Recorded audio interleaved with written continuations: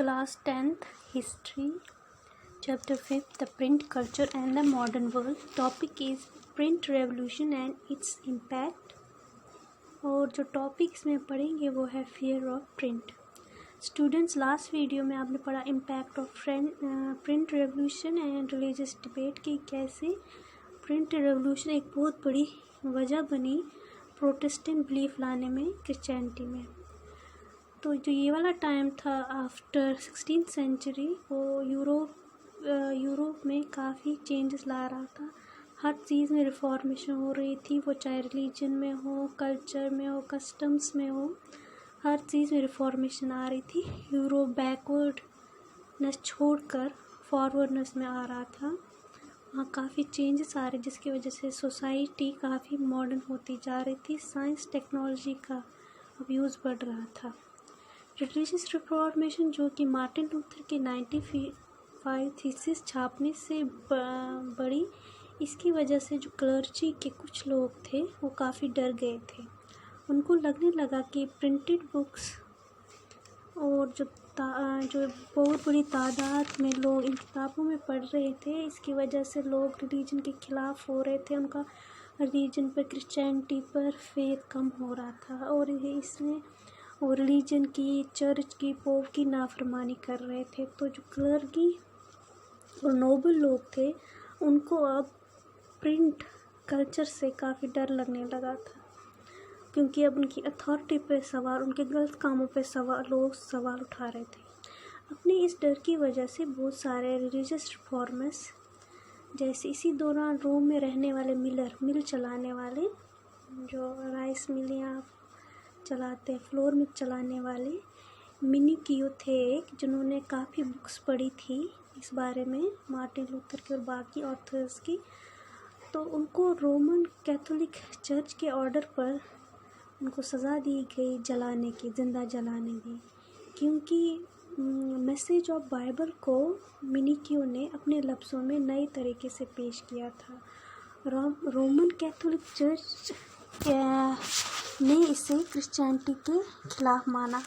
मिनिकियो पर मुकदमा चला और मुकदमा के दौरान मिनिकियो ने खुले तौर पर क्लर्गी, चर्च और पोप पर उनके गलत कामों के लिए सवाल उठाए.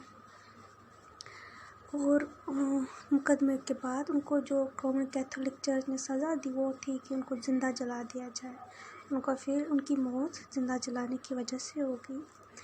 इसको देखते उन्होंने काफ़ी पाबंदियां लगानी शुरू कर दी रोमन कैथोलिक चर्च ने, और पब्लिशर्स और बुक सेलर्स पे उन्होंने लिस्ट बनानी शुरू कर दी फ्रॉम 1588 किताबों पर. उन किताबों जो लगता था जो क्रिश्चियनिटी के, रोमन कैथोलिक या पोप पर सवाल उठा रहे थे, ऐसे किताबों पर बैन लगा दिया गया और इन किताबों को रखा गया प्रोहिबिटेड बुक्स की लिस्ट में फ्रॉम 1558 से.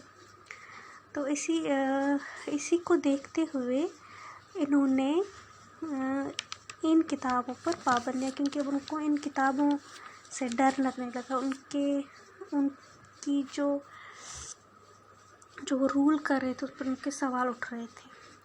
तो दूसरा चेंज आया because of print revolution on Europe, वो था जो इम्पैक्ट पड़ा यूरोपियन सोसाइटी पर, वो था रीडिंग मेनिया.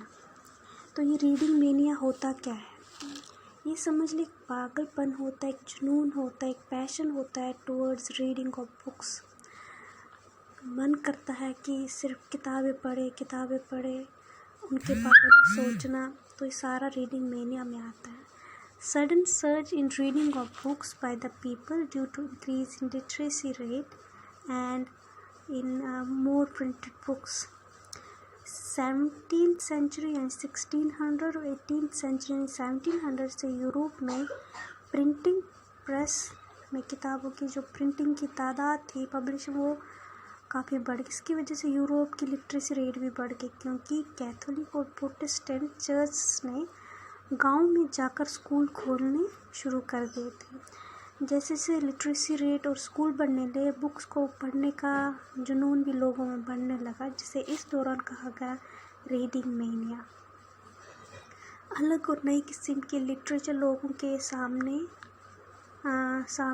जो पब्लिशर्स थे वो लाने लगे किताबों के फॉर्म में, अलग अलग किताबों, calendars, astrological calendars, folk tales, story books, entertainment books in large number print होकर सिटीज़, टाउन्स और विलेजेस में पहुंचने लगे। Entertainment magazines, newspapers early 18th century से प्रिंट होना शुरू हुए, जो करंट अफेयर्स के बारे में इंफॉर्मेशन देने लगे। साइंटिफिक एंड फिलोसफर्स का जो वर्क था वो भी प्रिंट होकर आम लोगों तक पहुंचने लगा, जो पहले मैन्युस्क्रिप्ट और वुड ब्लॉक टेक्नोलॉजी के टाइम मुमकिन नहीं था कि इतनी बड़ी तादाद में लोग साइंटिफिक और फिलोसफर्स की थिंकिंग के बारे में पढ़ पाएंगे। तो वो अब काफ़ी बड़ी तादाद में लोगों के बीच पहुंचने लगा। इससे जो साइंटिफिक नॉलेज था वो इनोवेटिव आइडियाज़ थे उसके बारे में लोग सोचने लगे। एंशिएंट मिडिवल टेक्स्ट जो पहले मैन्युस्क्रिप्ट्स में मिलते थे, जो कुछ ही लोग खरीद पाते थे, अब प्रिंटिंग प्रेस की वजह से आसानी से मिलने लगे थे। मैप, साइंटिफिक डायग्राम्स भी प्रिंट होने लगे। इसाक न्यूटन जैसे साइंटिस्ट ने अपनी रिसर्च वर्क्स ग्रेविटी था वो उन्होंने पब्लिश करके लोगों तक अपने साइंटिफिक आइडियाज़ पहुंचाए। राइटिंग ऑफ थिंकर्स जैसे फिलोसफर्स थे थॉमस पेन, उनकी राइटिंग को माना जाता है कि उनकी जो किताबें उन्होंने लिखी उसकी वजह से अमेरिका में रेवोल्यूशन आया। वॉल्टेरी जो थे उसकी वजह से फ्रेंच रेवोल्यूशन में काफ़ी मदद मिली। जीन जैकिस रूसो, उनकी पॉलिटिकल थिंकिंग, उनकी फ़िलासफ़ी भी माना जाता है कि इसने एक मॉडर्न पॉलिटिक्स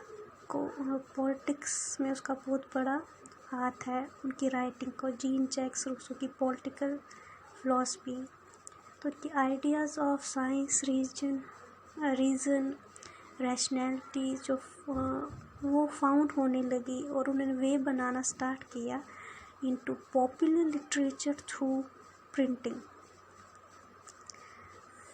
Thank you.